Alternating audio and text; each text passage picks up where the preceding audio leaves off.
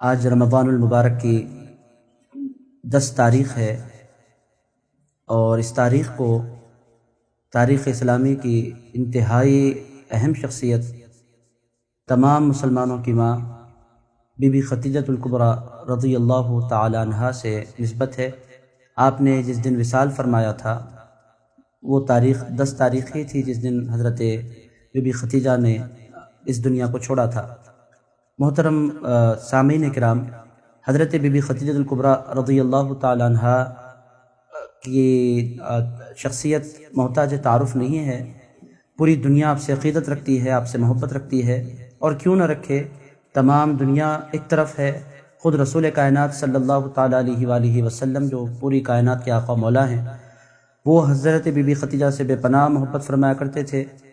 Be be Khadija رضی اللہ تعالی عنہا مکہ معظمہ میں حضور پاک علیہ السلام ہی کے خاندان سے تعلق رکھتی تھیں۔ ان کا خاندانی پس منظر بھی قریشی سے تعلق رکھتا تھا، وہ قریش خاندان قریش سے تعلق رکھتی تھی۔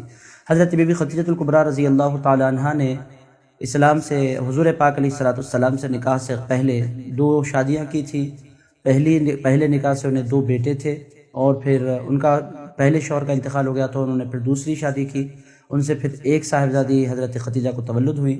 اس طرح حضور پاک علیہ السلام کے نکاح سے قبل آپ کے تین اولادیں سلامت تھیں۔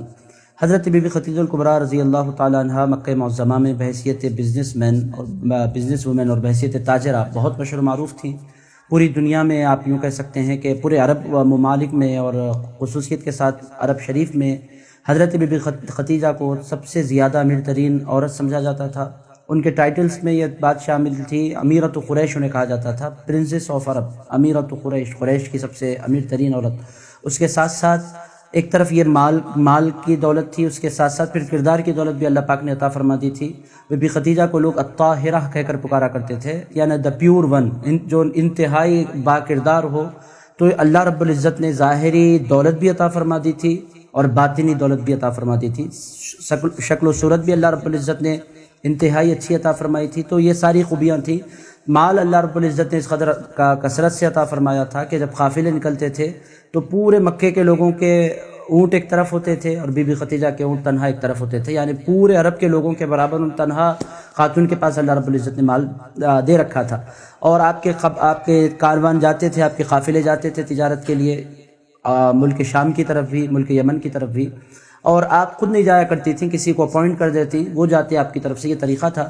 ایک مرتبہ بی بی خدیجہ نے چاہا کہ کس کو بھیجیں، تو حضرت ابو طالب جو رسول پاک علیہ السلام کے چچا تھے، انہوں نے کہا کہ بجائے کسی غیر کو مال دینے کے، چونکہ آپ کے کزن بھی ہوتے ہیں حضرت محمد صلی اللہ علیہ وسلم، آپ ان کو اپنا مال دے کر بھیجیں۔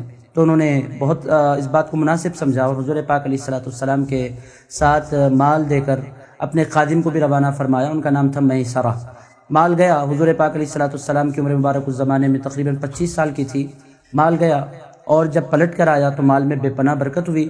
بی بی خدیجہ نے کہا اس قدر پروفٹ تو ہمیں کبھی آج تک سفر میں نہیں ملی جس قدر پروفٹ اس قافلے میں ملی ہے، وجہ کیا ہے؟ تو میسرہ نے کہا میں نے محمد صلی اللہ علیہ وسلم کو دیکھا ہے بہت قریب سے، میں نے ان کو دیکھا تو یہ دیکھا کہ وہ جب کسی درخت کے نیچے بیٹھتے ہیں تو درخت جھک کر انہیں سایہ کرنے لگتے ہیں، اور وہ اٹھ کر جب چلتے ہیں تو کبھی وہ دھوپ میں چلتے ہی نہیں ہیں، جب بھی وہ نکلتے ہیں آسمان پر بادل انہیں سایہ کرنے لگ جاتے ہیں۔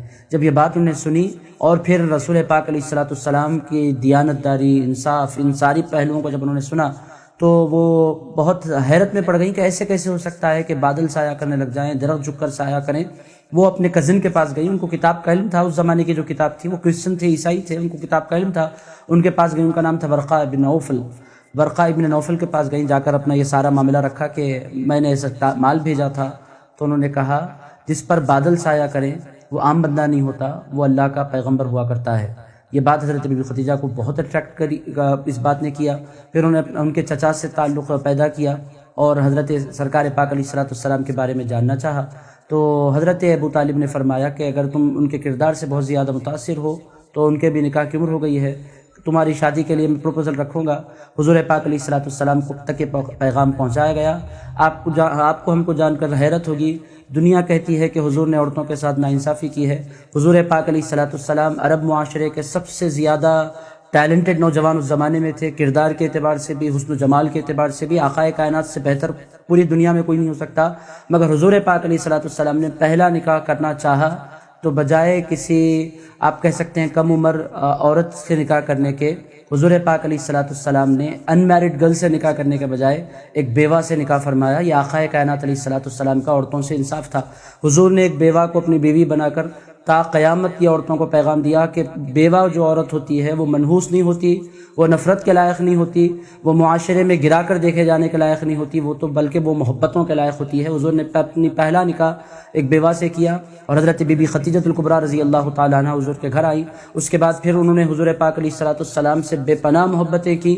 اللہ رب العزت نے ایک کے بعد ایک اولادیں عطا فرمائی۔ سب سے پہلے حضرت قاسم تولد ہوئے، 2 سال بھی ان کی عمر ہو نہیں پائی، ان کا انتقال ہو گیا۔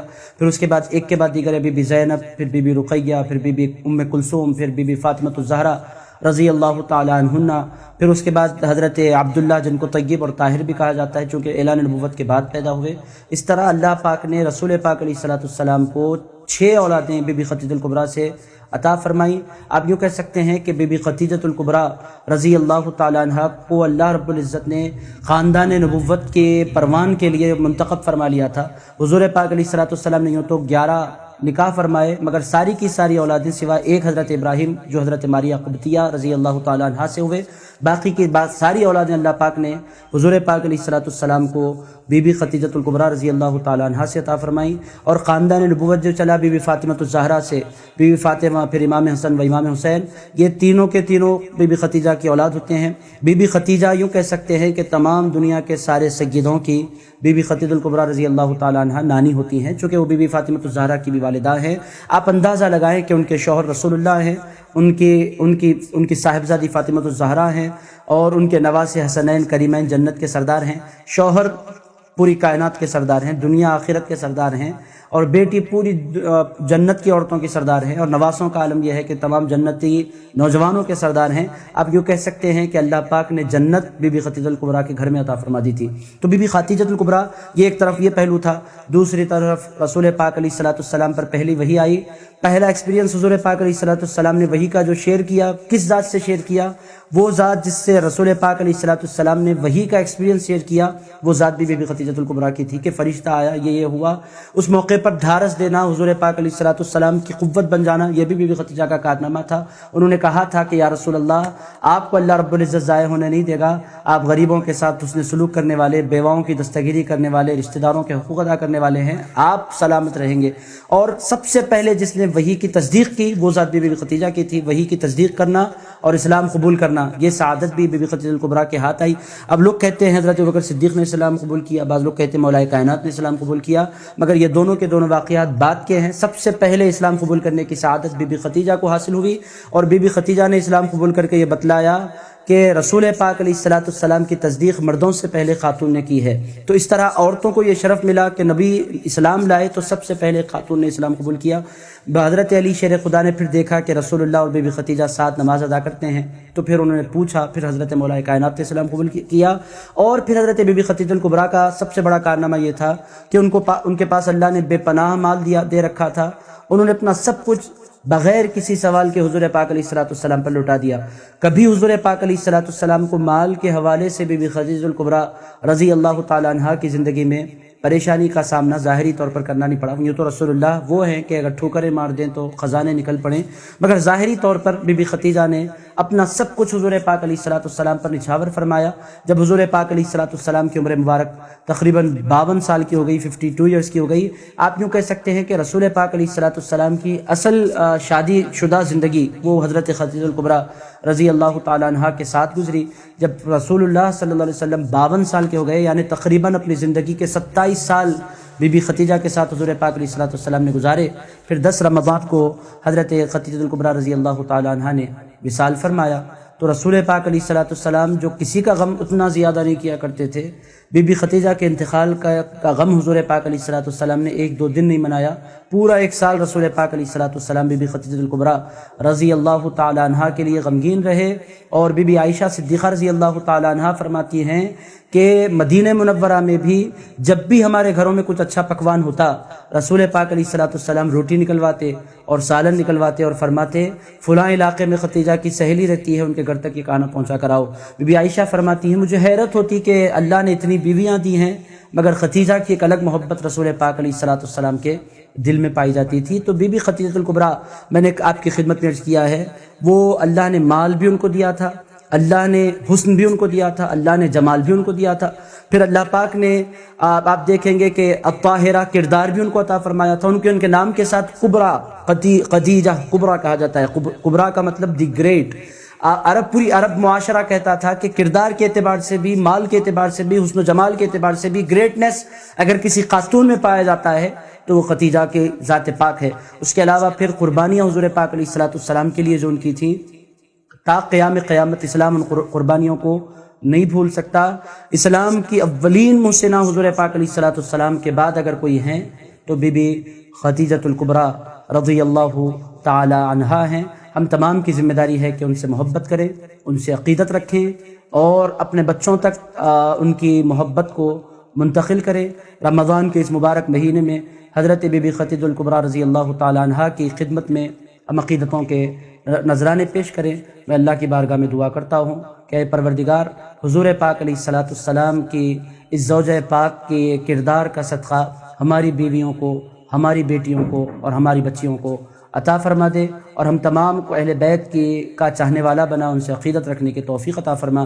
صلی اللہ تعالی علی خیر خلقہ محمد وعلی آلہ وصحبہ اجمعین والحمد للہ رب العالمین۔